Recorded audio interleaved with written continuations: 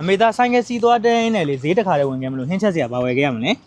ငါကဘာစားခြင်းလို့ကိုစားခြင်းနာလေးဆင်ပြရဝယ်ခဲ့ပေါ့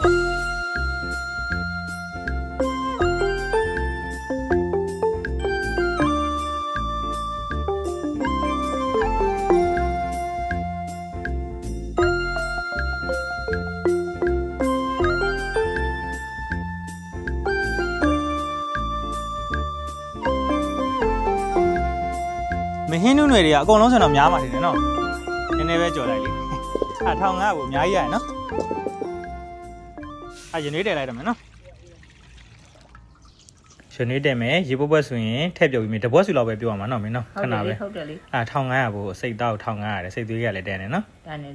သွေးခဲတုပ်ဖို့အတွက်သွေးခဲကိုအခုလိုမျိုးပြုတ်ပြီးတော့လဲတုပ်လို့ရတယ်လို့မျိုးကြော်ပြီးတော့လဲတုပ်လို့ရပါတယ်ပြုတ်ထားတဲ့သွေးခဲတုံးလေးတွေကိုရေနဲ့တန့်ရှင်းတော့2ထပ်လောက်ဆေးကြောပေးပါမယ်ရေဆေးပေးပြီးရင်တော့တုပ်ဖို့အတွက်ပြင်ဆင်ပါရင်ဗျတုပ်ဖို့အတွက်ကတော့ဆက်လက်ရွက်မြန်မာနန်းနန်းကြက်သွန်ပြူကြက်သွန်နီးခင်းကျင်သည့်အနီအစိမ်းငရုတ်သီးတောင်းတို့သုံးထားပါတယ်ဟင်းနူးတွေရလေကြော်ကြက်လေးချက်ဖို့အတွက်လည်းဟင်းနူးတွေကိုရေနဲ့တန်ရှင်းအောင်ဆေးပြီးရေလေးပြောင်းစစ်ထားပါမယ်ဒါကတော့တုပ်ဖို့အတွက်ပြင်ဆင်ထားတဲ့လှီးထားတဲ့ပုံစံလေးပေါ့နော်ပြုတ်ထားတဲ့ထိတ်သွေးခဲအတုံးလေးတွေကိုလည်းဗီဒီယိုမှာပြထားသလိုလှီးပေးရမှာဖြစ်ပါတယ်ဗျာသွေးခဲတုံးလေးလှီးပြီးသွားရင်တော့ရှေ့မှာကျွန်တော်ပြောပြထားတဲ့ပေါင်ပစ္စည်းလေးတွေလှီးထားလေးထည့်ပါမယ်အရသာအနေနဲ့ကတော့ကြက်သားမှုန့်ရဲ့အချိုမှုန့်ရဲ့စားရဲ့အချင်အတွက်တံမယာသီးလေး4-5စိလောက်ရဲ့ငံပြားရည်လေး4-5ပေါက်လောက်ရဲ့ထည့်ပေးပြီးတော့အားလုံးရောသမမွေသွားအောင်နေပေးလိုက်ပါမယ်သွေးခဲတုံးတွေမကြည့်အောင်ဖွားဖွားလေးနဲ့ရောသမမွေအောင်နေပေးလိုက်မယ်ဆိုရင်တော့အရသာရှိတဲ့စားခြင်းစပွဲစိတ်သွေးခဲတုပ်လေးကိုရရှိရဖြစ်ပါတယ်ဗျာစိတ်သွေးခဲတုပ်လေးရပြီဆိုတော့ဟင်းနူးနယ်လေးကြော်ပြပါမယ်မီးမွေးမယ်ဂျဲဟုတ်တင်မယ်စီလေးအနှဲငယ်ထည့်ပြီးတော့စီပူလောင်ခဏဆောက်ပါမယ်စီလေးအနှဲငယ်ပူလာရင်တော့ပစုံကြောက်ရေစိမ်ပြီးတော့ထောင်းထားတာရဲ့ကြက်သွန်ပြူထောင်းထားတာရဲ့ခင်းကျင်ဒီကြက်သွန်ဒီပပလိထားလေးရဲ့ထည့်ပြီးတော့စီတက်တဲ့ပုံစံလေးခဏလောက်မှွေကြော်လေးကြော်ပါမယ်ဗျာကြက်သွန်ပြူအနှံ့ပစုံကြောက်အနှံ့လေးမှွေးလာပြီးတော့ခင်းကျင်ဒီကြက်သွန်လေးလေးနည်းနည်းလောက်နွမ်းပြီးတော့ကြက်သွားတဲ့အနေထားလေးရအောင်မှွေကြော်လေးကြော်ပေးရမှာဖြစ်ပါတယ်အဲ့လိုအနေထားကိုရအောင်ရင်တော့ရှေ့မှာရေဆေးပြီးတော့ရေလေးစစ်ထားတဲ့ဟင်းနူးနယ်ရဲ့တွေထည့်ပါမယ်ဗျာအရသာအနေနဲ့ကတော့ကြက်သားမုံအချိုမုံစားငံပြားရည်လေးအနည်းငယ်လောက်ထည့်ပါမယ်ပြီးရင်တော့အရသာတွေရောသမမွေသွားအောင်မှွေပေးပါမယ်ဗျာနော်ဒီညမှာဟင်းနူးနယ်ရကများနေတော့နည်းနည်းလေးတခြားလေးမှွေပေးပေါ့နော်ရွက်တွေအောက်မကျတော့ပြောရင်ဆိုရင်လည်းကျွန်တော်တို့တရွက်အောက်ကျသွားတယ်ပေါ့နော်ရောသမမွေအောင်မှွေပေးပြီးရင်တော့ရေလေးအနည်းငယ်ထည့်ပါမယ်ရေပမာဏကတော့လိုအပ်သလိုထည့်ပေါ့နော်ဟင်းရေတောက်ပုံစံမျိုးရေအများကြီးထည့်တာမျိုးတော့မဟုတ်ဘူးပေါ့နော်အနည်းငယ်လောက်လေးရေလေးလိုအပ်သလိုလေးချိန်ဆပြီးထည့်လို့ရကြအောင်ပြောတာဖြစ်ပါတယ်ရေထည့်ပြီးရင်တော့မှွေမဲပြီးရင်အဖုံးလေးအုပ်ပြီးတော့ပုတ်ပတ်စုပြီးတော့ဟင်းနူးရွက်လေးကြက်တဲ့ထိတည်ထားပေးလိုက်ပါမယ်ပုတ်ပတ်စုပြီးတော့အရွက်လေးတွေကြက်သွားရင်တော့အရသာပုံစံလေးမြည်ကြည့်ပါမယ်လိုအပ်သလိုလေးလိုက်ပြီးပေါ့နော်အရသာတွေ okay သွားပြီဆိုရင်တော့ရပါပြီဗျာနော်ကဲစားကြင်စပွဲလွယ်ကူမြန်ဆန်ဟင်းနူးနဲ့ကြော်ချက်လေးဖြစ်ပါတယ်ဗျာစိတ်သွေးခဲတုပ်လေးနဲ့ဟင်းနုနယ်ကြော်ချက်လေးနဲ့တာမီနဲ့ဝါရီဆန်းမှာဖြစ်ပါတယ်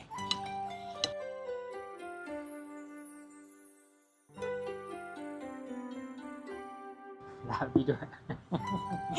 ရပါဒီနေ့တည်းတက်ကြည့်နေဒီလေးကြော်ထားတယ်ရေလေးလည်းတောက်လိုက်ရနော်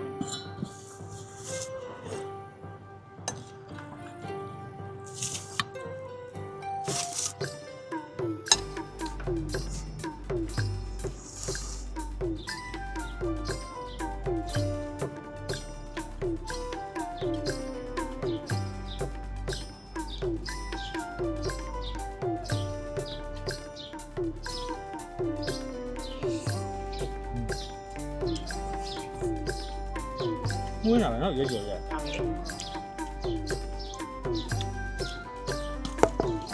တော့ဝင်လာပါပဲ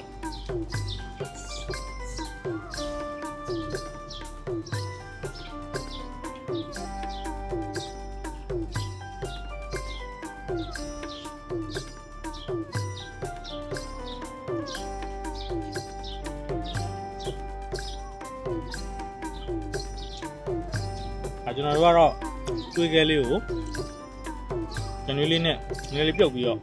တုတ်တာပေါ့နော်ဒီပြုတ်တာကိုမထားရတဲ့သူတွေကနည်းကြော်ပြီးမှတုတ်လိုက်ရနော်မင်းနော်စီလေးနဲ့ကြော်မှတုတ်လည်းကောင်း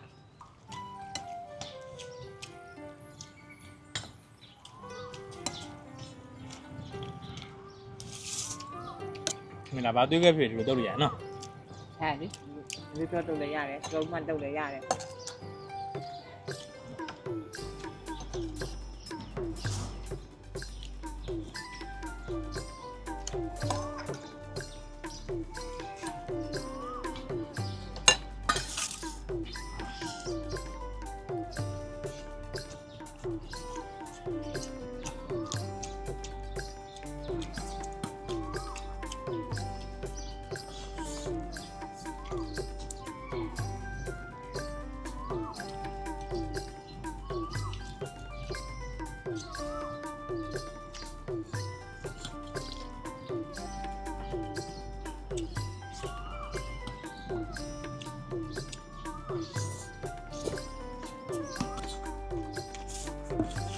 မင်းနဲ့မလား ဘုမလေး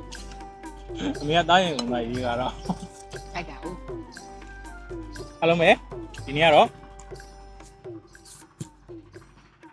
ကောင်းမွန်မြောက်ကျွေးတုပ်လေးနဲ့ဟင်းရကြောချန်နီလေးနှစ်ခုပေါင်းမှဈေးဘိုးက3000လောက်ပဲကုန်တယ်ပေါ့နော်ချက်တာပြောတာနဲ့မှဒီသားသူဝါစားလို့ရတယ်ဈေးဘိုးတက်တာတယ်ကွန်ကြားလေးတက်တာတယ်ဟင်းလေးပေါ့နော်လိုက်ပြီးတော့ဆက်စားကြည့်ကြပါအားလုံးပဲကျေးဇူးတင်ပါတယ်နောက်ဗီဒီယိုလေးမှာပြန်ဆောင်တွေ့ကြမှာနော်ဗီဒီယိုလေးရက်လိုက်ပါတော့မယ်ဆက်စားလိုက်ပါအောင်မယ်မင်းသမီးမှာနော် ဘုမလေးက အားလုံးပဲကဲဒါနောက်ဗီဒီယိုလေးမှာပြန်တွေ့ကြမှာနော်နှုတ်ဆက်လိုက်ပါကောင်းမဖို့ဆွဲနေတာပါ ကောင်းမဖို့ဆွဲ အားလုံးပဲတက်တာကဲနောက်ဗီဒီယိုလေးမှာပြန်တွေ့ကြမှာနော်